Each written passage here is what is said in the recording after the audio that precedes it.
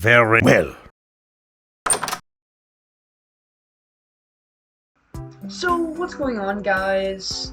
Spycrab here, and today I thought I'd talk about Kirby and the Forgotten Land, one of Nintendo's newer titles, if not their newest. Probably not, though. I don't think so. But it is the new Kirby game, and I got this game close to launch. I just hadn't reviewed it yet, so I thought today I would go ahead and change that and review it. So yeah, let's go ahead and start. So, Kirby was destined to transition into 3D from the very start, and it took a long while for that to happen.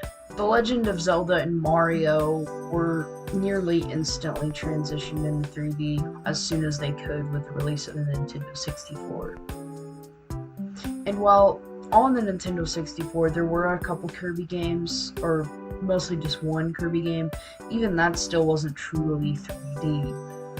And a lot of the newer Kirby games can be classified as 2.5D because it has 3D models on a 2D plane, which honestly the art style was kind of cool. I just didn't really vibe with it that much. That art style was kind of tempting. I mean, everyone pretty well knew that when there was an art style like that, there was definitely going to be a true 3D Kirby game. People just didn't know when it was going to happen.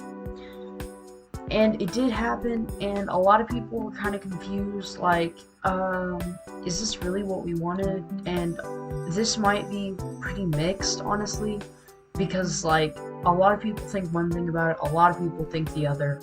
I personally think that the game itself was really good. I mean, if I had to say one problem with it, it would just be the fact that it felt like all the other Kirby games, just more 3D. Like, this could have very well been a 2D Kirby game, but I feel like that wouldn't have been the same experience, so I guess I should probably go ahead and talk about how I thought the transition was.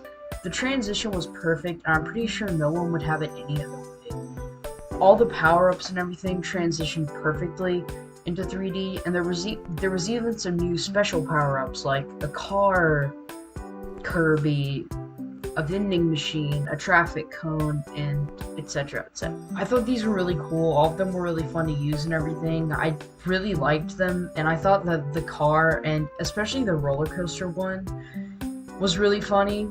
I don't know why. They just made me laugh a lot when I was playing the game. But there were also a lot more collectibles and stuff, like these little toy capsules that had little collectible figurines like Kirby and a lot of the other characters exclusive to this game or games from Kirby's past. And all the enemies and the art style and everything transitioned perfectly into 3D. Hopefully this game gets a sequel. There probably will be some 2D games, 2D Kirby games in the future, everything like that. But so this section of the video is probably going to get pretty controversial because I'm going to be comparing this to Mario Odyssey, which is kind of weird because they're not that similar, but that's what most people would say normally, and I normally don't think like other people. I know that sounds kind of weird, me proclaiming it, but I mean, with these types of deals I kind of do normally. You guys can see that while looking at much. Anyways, what I personally think is that this game is too similar to Mario Odyssey. Like, it feels like they didn't really try to mix it up that much. Like, I understand that it didn't have the people, like the human NPCs, but it's still just like, it felt very similar because like the little blue thing, I don't remember its name. I think it's like, it starts with an E, I can't think of it right away. That thing was like very similar to Cappy because it always told you your objective. The fact that you could get a bunch of power-ups essentially, which that's kind of always been a Kirby staple, so I think Mario Odyssey might have been inspired by Kirby for that, so I'm not complaining about that. But it's just the city environments, they just reminded me of New Donk City and Mario, which I know that probably isn't true. It's just, you know, I can't help but to mention these things. As far as the central gameplay goes, it's really fun, but if there was one thing that I can improve on, it would definitely be the multiplayer. Like, as of lately, Nintendo just hasn't been doing great multiplayer-wise. And one thing, like, really bad that they've been doing is that the multiplayer in this you can't play as Kirby if you're the second player, which I just find really dumb. But you do play as Waddle Dee with a spear, which, I mean, I guess he's kind of cool. He has some pretty cool abilities. It's basically just the sword ability. But the camera angle also isn't really fun. Like, if the first player is moving away from the second player is automatically teleported to them instead of just doing split screen.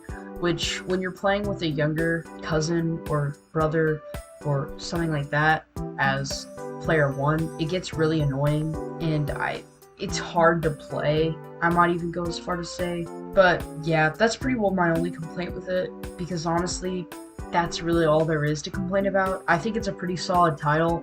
I wish they'd make a sequel to it. But yeah, that's gonna be all for today's video.